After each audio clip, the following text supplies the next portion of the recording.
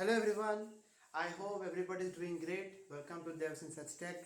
तो जैसा आपको पता है कि HTML सीरीज चल रहा है और 4 वीडियोस आ चुके हैं। आज 5वां वीडियो है जिसमें मैं आपको HTML स्टाइलिंग के बारे में बताने वाला हूँ कि हम HTML में जो स्टाइलिंग्स है, कलर, फॉन्ट साइज चेंज करना, फॉन्ट वेट चेंज करना, हम कैसे कर सकते हैं। आज हम वो उसके बारे में सीखेंगे। ठीक है, लेट्स स्टार्ट।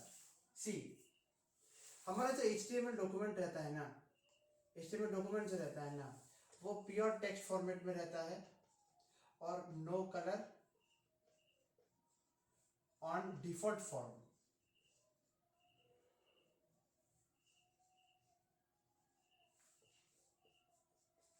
अंडरस्टैंड? मतलब क्या, हमारा जो HTML जो टेक्स्ट फॉर्मेट जो रहता है ना, उसमें क्या होता है, उसमें हेडिंग रहता है, उसमें पैराग्राफ रहता है, उसमें पॉइंट्स रह सकते हैं, ऐसे ऐसे ऐसे। तो ऐसे काम करता है। लेकिन लेकिन बहुत सारे केस में ऐसा होता है कि हमें एक डॉक्यूमेंट में 3-4 कैटेगरीज बनानी पड़ती है। ठीक है, इस कैटेगरी को डिफाइन करने के लिए एक अलग से चीज़ लगता है, इसको डिफाइन करने के लिए एक अलग से कोई आइडी लगता है, इसको डिफाइन करने के लिए अलग से कोई चीज़ लगता है। ठीक है, तो सी, हमारा जो HTML डॉक्यूमेंट है ना, उसका इंटेंशन क्या है, ताकि हम एक क्लियर सेट ऑफ इंफॉर्मेशन अपने वेब पेज में शो अप कर सके। ठीक है, तो उसका प्राइम एंड प्रोस्पेक्टिव यूज जो है वो है CSS यूज करना। ठीक है, CSS मतलब कास्केडिंग कास्केडिंग स्टाइल शीट्स। ठीक है, अगर हमारे HTML में CSS लग गया तो क्या होगा। मान लीजिए मेरे पास अभी एक टेक्स्ट है। ठीक है, टेक्स्ट है, पी टैग के अंदर, पी टैग के अंदर ये ओपनिंग टैग है, ये क्लोजिंग टैग। क्लोजिंग टैग में हम ऐसे स्लैश देते हैं। ठीक है, सो इस टेक्स्ट को मुझे क्या करना है, पिंक कलर का करना है, पिंक कलर का करना है। तो मैं CSS में क्या लिखूंगा, एज यहाँ पे कोई क्लास नहीं या फिर आईडी नहीं है, तो मैं ये कैसे लिखूंगा, मैं सिर्फ लिखूंगा पी और ब्रैकेट में ऐसे दूंगा और लिखूंगा colour is equal to pink. इससे क्या होगा, ये टेक्स्ट का जो कलर है वो पिंक बन जाएगा। ठीक है, तो इससे क्या होगा, हम डिफरेंशिएट कर सकते हैं, डॉक्यूमेंट बहुत अच्छा बन जाता है कि हम डिफरेंशिएट कर सकते हैं कि कौन सा किसका टॉपिक है, कौन कौन सा, मतलब डिफरेंशिएट कर सकते हैं जस्ट फॉर रीडिंग पर्पस। ठीक है, अभी तो CSS में बहुत सारे एडवांसेस हो चुके हैं। हम टेलविंड CSS इस्तेमाल कर रहे हैं, बूटस्ट्रैप इस्तेमाल कर रहे हैं, ताकि हम वेबसाइट्स को और भी अपीलिंग और भी हम मतलब कस्टमर सेंट्रिक बना सके। लेकिन CSS का जो मेन इंटेंशन था बनाने के पीछे CSS को, वो था ताकि हम डॉक्यूमेंट में डिफरेंट टाइप्स ऑफ पैराग्राफ्स को अलग अलग से चेक कर सके कि हाँ, ये वाला पैराग्राफ इसका है, ये वाला पैराग्राफ इसका है, इसका अलग पैराग्राफ चल रहा है। उसके लिए हमने CSS बनाया था, जैसा हम वर्ड पे करते हैं कि ये फॉन्ट साइज इसके लिए है, ये फॉन्ट साइज इसके लिए है, एक अच्छा रिप्रेजेंटेशन देने के लिए खुद के डॉक्यूमेंट को। तो let's start with the text styles.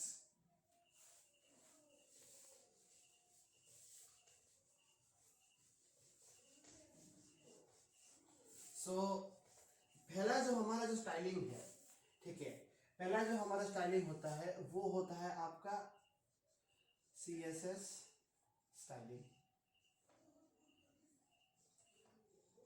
जो कि हम इन डॉक्यूमेंट, एक है इन डॉक्यूमेंट,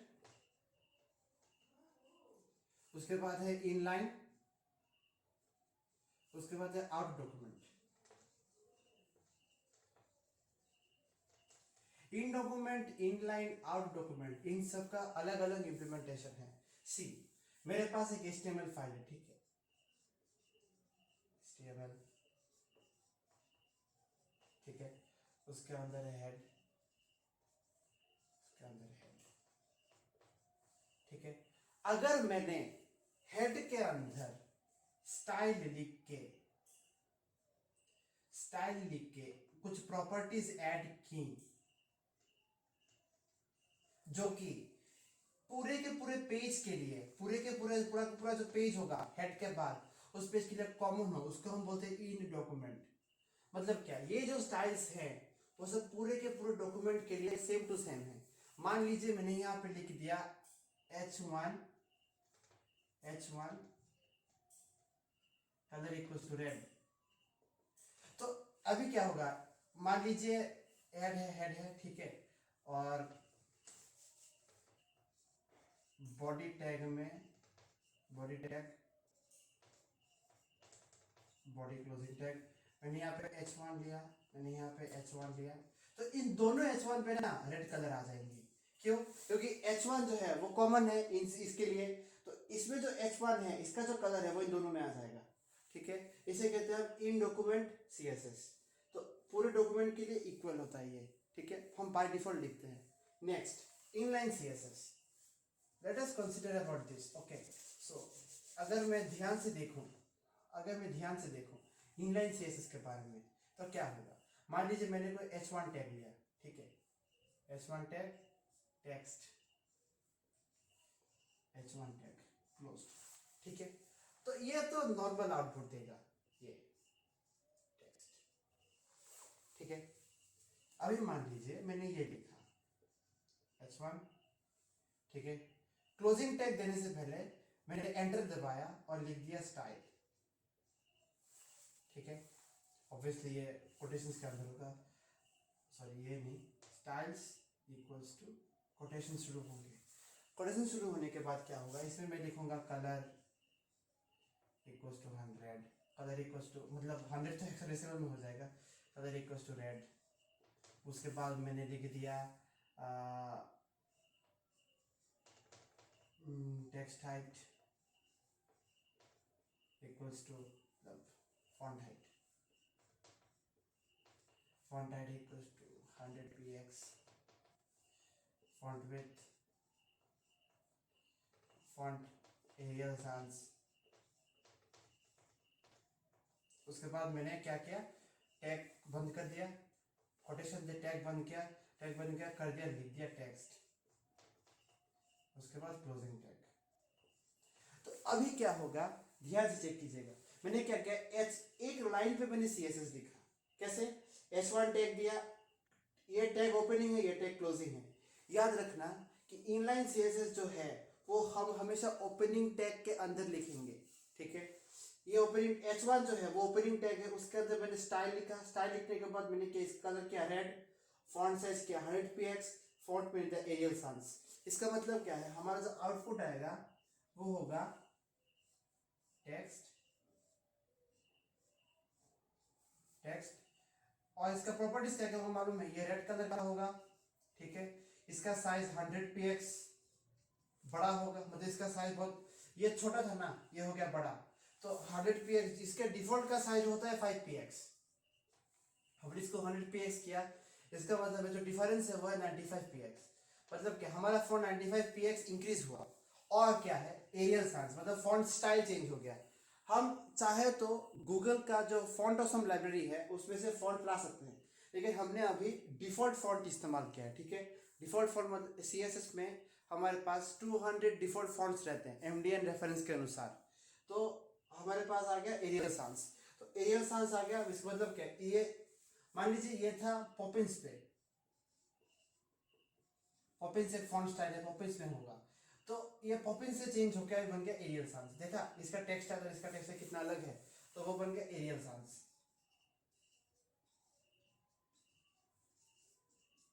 तो ये होंगी उसकी प्रॉपर्टीज।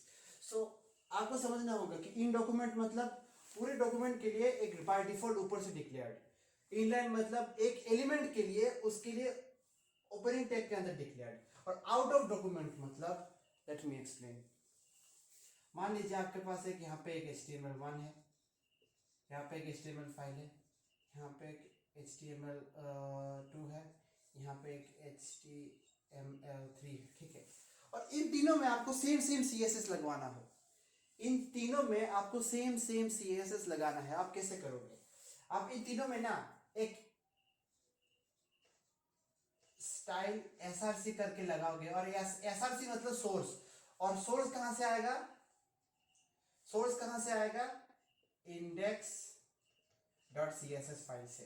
ठीक है, तो यहां पे आ गया आपका CSS फाइल, index.css फाइल। तो इससे क्या होगा, मान लीजिए इसमें अभी आपने H1 में ना आपने कर दिया colour equals to colour equals to मान लीजिए ब्लू। तो इन तीनों में चेंजेस होंगे क्योंकि आप आपने स्टाइल डॉट एसआरसी लगाया इसमें, इसमें भी आपने एसआरसी को इस देखिए आपने स्टाइल का जो सोर्स है वो इसमें लगाया इंडेक्स डॉट सीएसएस ये वाला, इसमें भी आपने जो सोर्स है वो लगाया इंडेक्स डॉट सीएसएस, इसमें भी जो सोर्स है उसमें लगाया इंडेक्स डॉट सीएसएस। ठीक है, तो इसमें भी इंडेक्स डॉट सीएसएस, इसमें भी इंडेक्स डॉट सीएसएस, इसमें भी एसआरसी है इंडेक्स डॉट सीएसएस। ठीक है, तो क्या होगा कि इन तीनों में जो कॉमन जो H1 है ना, तीनों में जो अगर जितने भी H1 हो ना उन सब के कलर ब्लू हो जाएंगे।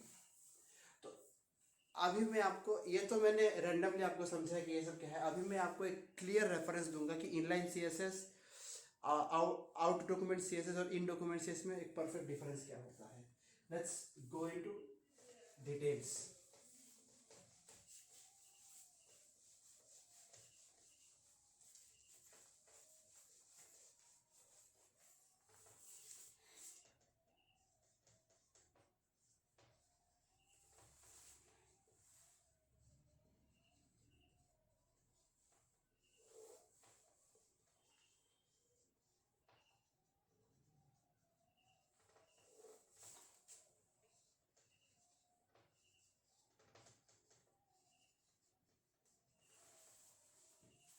इनलाइन सीएसएस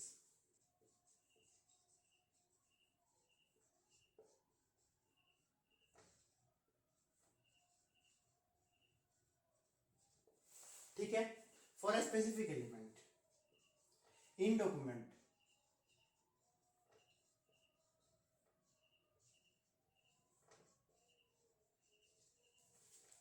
आउट डॉक्यूमेंट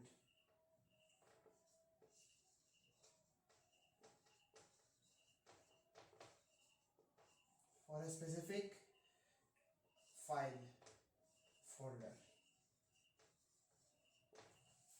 ठीक है, तो इतना तक तो आपको समझ में आ चुका होगा कि इनलाइन सीएसएस हम एक किसी भी एक एलिमेंट को एडिट करने के लिए इस्तेमाल करते हैं। इन डॉक्यूमेंट किसी भी एक एचटीएमएल पेज को बाय डिफॉल्ट एडिट करने के लिए हम यूज करते हैं। आउट डॉक्यूमेंट, मान लीजिए आपका डॉक्यूमेंट, आपके जो फोल्डर है उसमें 3-4 डॉक्यूमेंट फाइल्स हैं, 3-4 एचटीएमएल फाइल्स हैं, तो आप उन 3-4 को सेम सीएसएस लगाने के लिए ये वाला इस्तेमाल करोगे। ठीक है, मैं आपको बाय फिगर समझाता हूँ। ठीक है,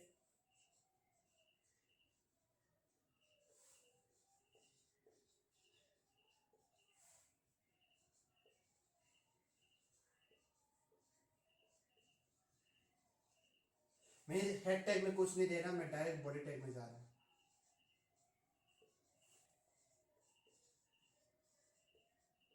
ठीक है, तो इसका जो H1 है उसमें मैं पास कर रहा हूँ स्टाइल,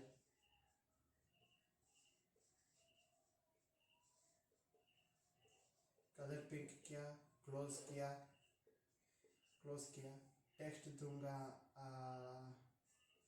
टेक्स्ट दूंगा, क्लोज करूंगा H1। तो इसमें क्या होगा, आपको यहाँ पे HTML दिख रहा है, हेड टैग दिख रहा है, बॉडी टैग दिख रहा है और H1 दिख रहा है। ठीक है, मैंने क्या किया, सिर्फ H1 में ना मैंने स्टाइल ऐड किया, मैंने ना बाकी बाकी की किसी डॉक्यूमेंट मतलब मैंने ना बॉडी पे कुछ इंप्लीमेंट किया, ना इस हेड में कुछ इंप्लीमेंट किया, कुछ भी नहीं। मैंने सिर्फ क्या किया, इस पूरे बॉडी के अंदर जो एक फाइल था, जो एक एलिमेंट था HTML H1, तो उस पर सिर्फ मैंने एक CSS लगा दिया। ये जो स्टाइल है ना वो बाकी के H1 एलिमेंट्स को डिस्टर्ब नहीं करेगा, ये सिर्फ इसके लिए है। ठीक है, तो इसके लिए हम इस्तेमाल करते हैं inline CSS for specific document. ये इसके लिए हम इस्तेमाल करेंगे क्या, इसके लिए हम इस्तेमाल स्टाइल टैग कि कैसे इस्तेमाल करेंगे, let me show you.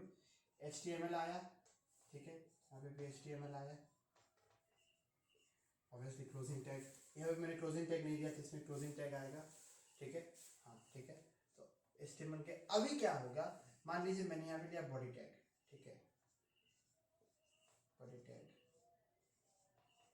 Body tag, यहाँ पे H1 है एक, यहाँ पे भी एक H1 है। इसका जो टेक्स्ट है वो है टेक्स्ट, इसका इसका मान लीजिए इसका क्या है, टेक्स्ट, ये है, इसका नाम है डॉक। ठीक है, अब अभी क्या होगा, बॉडी के अंदर 2 H1 है, ठीक है, टेक्स्ट और डॉक।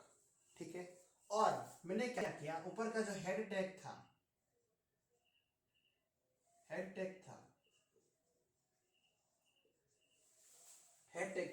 उसमें मैंने स्टाइल ऐड कर दिया, स्टाइल टैग का इस्तेमाल करके क्या किया, H1 जो है उन सब का कलर रेड हो जाए, ठीक है।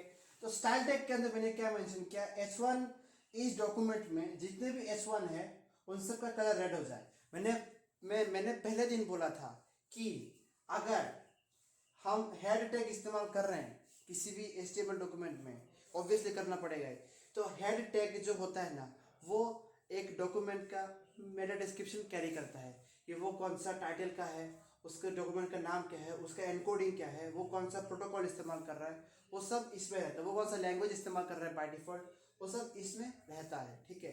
सो जब भी हम पेज को लोड करेंगे ना, ये हेड टैग जो है ना वो सबसे पहले एग्जीक्यूट होगा और स्टाइल्स भी उसके साथ एग्जीक्यूट होगा। तो उसके बाद जो डॉक्यूमेंट एग्जीक्यूट होगा उसमें H1 जो सबके कलर रेड हो जाएंगे। इसका आउटपुट जो होगा ना उसमें जो टेक्स्ट आएगा ना, इसमें जो आएगा टेक्स्ट और डॉक, उन दोनों का कलर हो जाएगा red. This is the reason हम एक स्पेसिफिक डॉक्यूमेंट एलिमेंट के लिए हम इस्तेमाल करते हैं स्टाइल टैग हेड के अंदर, ठीक है। नेक्स्ट ये वाला जो है मैंने आपको पहले ही बोला था, मान लीजिए आपके पास HTML फाइल है, मान लीजिए आपके पास HTML फाइल है, मान लीजिए आपके पास HTML फाइल है, ठीक है। तो आपके पास एक CSS फाइल है, ठीक है। इसमें आपने क्या किया, स्टाइल, तीनों में आपने क्या किया, स्टाइल src styles.css किया, ठीक है। उसके बाद आपने क्लोज कर दिया, इसलिए क्लोज करने की जरूरत नहीं है, इसमें एक ही टैग, आपने अगर SSC पास करते हो तो एक ही टैग चाहिए। तो आपने क्या किया, CSS दिया, इसमें कनेक्ट हो गया, इसमें कनेक्ट हो गया, इसमें कनेक्ट हो गया, ठीक है। इन तीनों में आपका जो CSS फाइल वो कनेक्ट हो गया। तो क्या हुआ, आपके फोल्डर के अंदर मान लीजिए आपका फोल्डर, आपका जो फोल्डर है उसके अंदर आपका A डॉक्यूमेंट है, B डॉक्यूमेंट है, C डॉक्यूमेंट है और CSS फाइल है। तो ये CSS फाइल इन तीनों में इंप्लीमेंट हो जाएगा। तो इस मान लीजिए इसमें एक H1 टैग है, इसमें एक H1 टैग है, इसमें एक H1 टैग है और CSS फाइल में मेंशन है कि H1 का कलर जो है वो कलर जो है वो होगा ब्लू। तो इन तीनों में H1 का कलर ब्लू हो जाएगा, ठीक है। So basically what I am trying to say is that कि CSS आप कैसे इस्तेमाल करते हो, HTML का स्टाइलिंग हम कौन से सिनेरियो में कैसा इस्तेमाल करते हैं उसे डिपेंड करता है। अगर आप एक सिंगल वर्ड फाइल को ना, मतलब सी, अगर आपको ऑनलाइन में कोई डॉक्यूमेंट भेजना है आप ऑब्वियसली HTML इस्तेमाल करोगे, आप ऑब्वियसली HTML इस्तेमाल करोगे। तो HTML अगर इस्तेमाल कर रहे हो तो उसको अंडरस्टैंडिंग बनाने के लिए अगर आपको सिंगल HTML पेज भेजना है तो आप यूज़ करो इन डॉक्यूमेंट। अगर आपको ऐसा करना है कि नहीं आपको स्पेसिफिक एलिमेंट को से वेट करना है तो आप यूज़ करो इनलाइन CSS। अगर आपको मल्टीपल CSS फाइल्स हैं उन सब भी सेम स्टाइलिंग इस्तेमाल हो रहा है तो आप यूज़ करो आउट डॉक्यूमेंट CSS। तो आज के लिए बस इतना ही, मैंने आपको टाइप्स ऑफ CSS बता दिया, मतलब types of implementation of CSS बता दिया। टाइप्स ऑफ CSS तो मैंने नहीं बताया, टाइप्स ऑफ CSS ऑब्वियसली वो आएंगे आपके टेलविन CSS, बूटस्ट्रैप, ये सब ऑब्वियसली ये सब आएंगे। तो वो करेंगे हम बाद में, जो हम एडवांस वेब डेवलपमेंट करेंगे। तो आज के लिए बस इतना ही, मैंने inline CSS, in document CSS, out document CSS आपको बताया। नेक्स्ट दिन जो हम करेंगे वो करेंगे HTML कोटेशंस और HTML टेबल्स, उसके बाद हम करेंगे HTML फॉर्म्स, उसके बाद करेंगे HTML लिस्ट्स। तो बने रहिए मेरे साथ। Thank you so much. Sayonara.